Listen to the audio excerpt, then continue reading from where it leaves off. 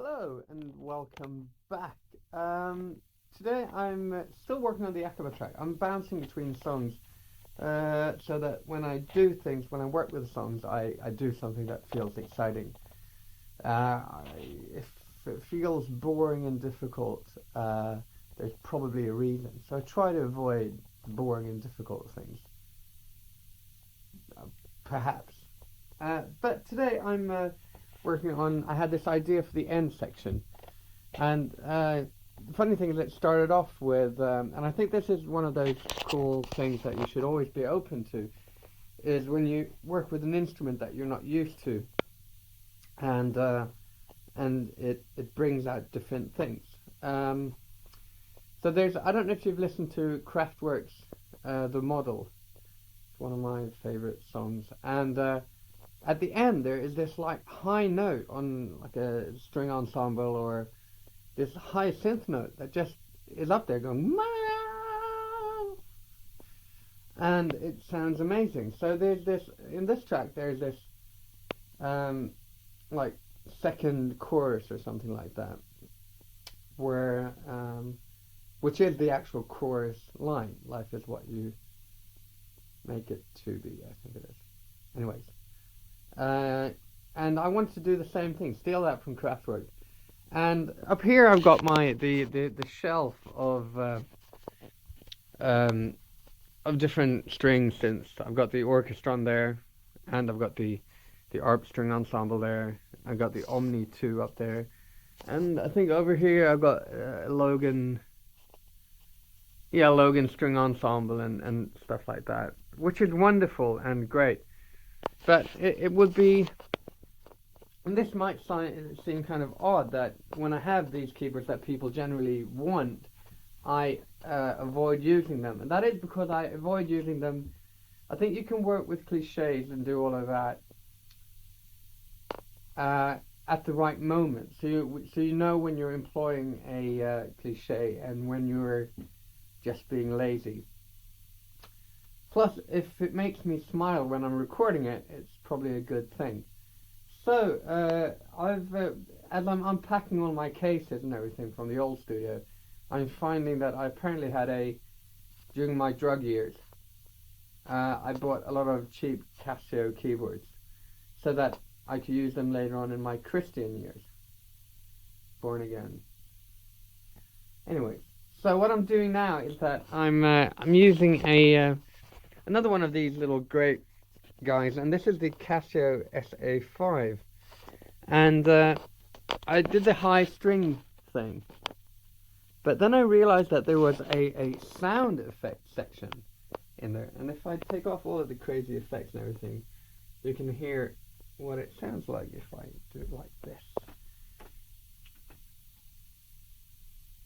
If I do it like that, and I did, and it's still not working. There must be something terribly, terribly wrong.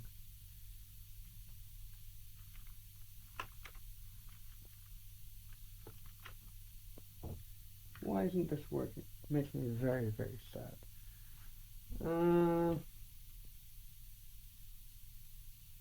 Okay.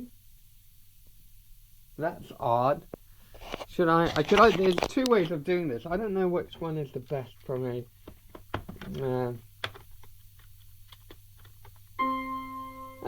here we go. Now it's on anyway. Sorry about that. This goes into like the really annoying shaky films.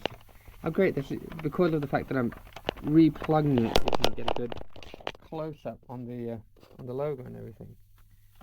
Alright, so we've got sound there, and we've got sound there, and it's going in there, and then it's going in there, and then we've got the frequency up there.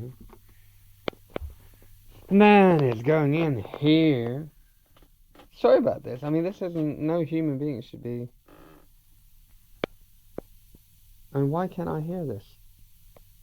This seriously sucks. As in like a really big, honest to God, that's odd kind of a way. And there's something going on.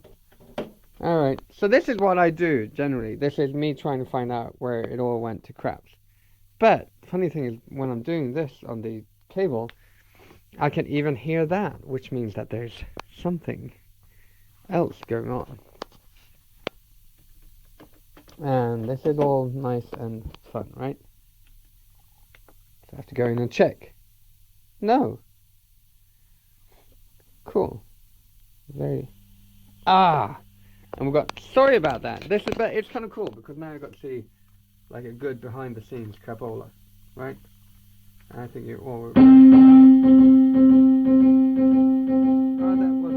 that wasn't the sound I was going for. There's a sound effect section, and there's this great sound. A car horn. This sound.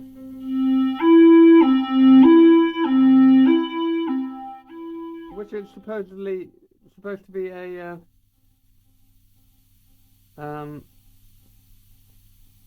oh, I didn't do that, did I? Oh, there we go. This is more like it. Now I get it. Yes. Sorry about that. This is, yeah, but now this is the real thing. This is what I do most of my time. So this is the ambulance sound on the Casio SA-5. And what I'm doing now is that I'm taping it down because this isn't really a performance overdub, right?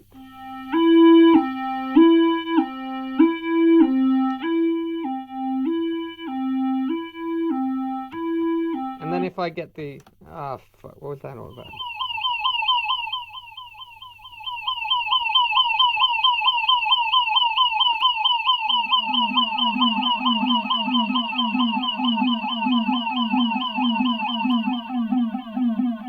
It's so weird.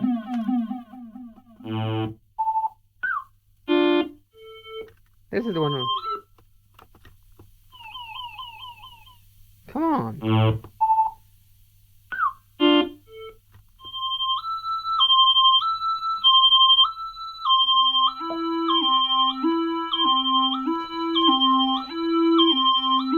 Alright kids, we're almost there. And then I take that and I pull it through the digital delay over here.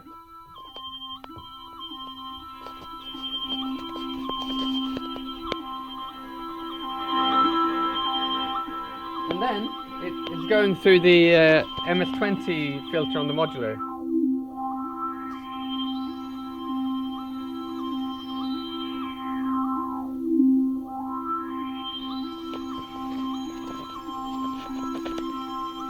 And then to my ears, it's become this really great, because what it's actually doing, it's just an octave thing, right? So what I did was that I recorded 2 of those for the end section. And it becomes this really nice cloud of this little ostinato, or could it really be called an ostinato if it's just 2 notes? So loud.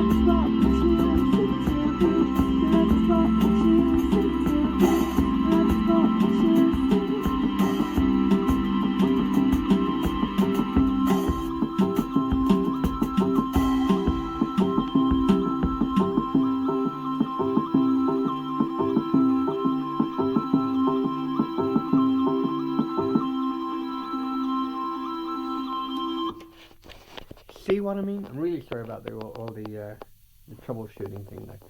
But it becomes something really, and once again, it doesn't have to be that loud. It doesn't have to be like in your face from outer space. It can be just something that's just moving in the background, giving it another layer and giving it some kind of movement. Because also when it's just one note, it's not interfering with, I mean, it's root note of the song. So it's not interfering with anything, it's just there. So there you go. Once again, I'm really sorry about that big debacle with the punching in the wrong channel. But I mean, this is how, also it's interesting, or it might be interesting, because So this is how I like to use the modular system, using the filters and using the LFOs and stuff like that to take and to change sounds and make them and sort of develop them in a way. And also, what this is, it becomes something special.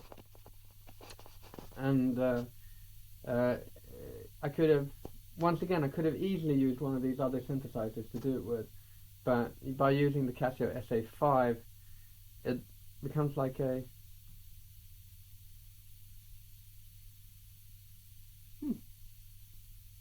it becomes something very special and cool, and I like it. So there you go, Casio SA-5. Rush out and get one at your local music dealer, and then it's through the MS-20 filter, and then in through the digital delay. Whee!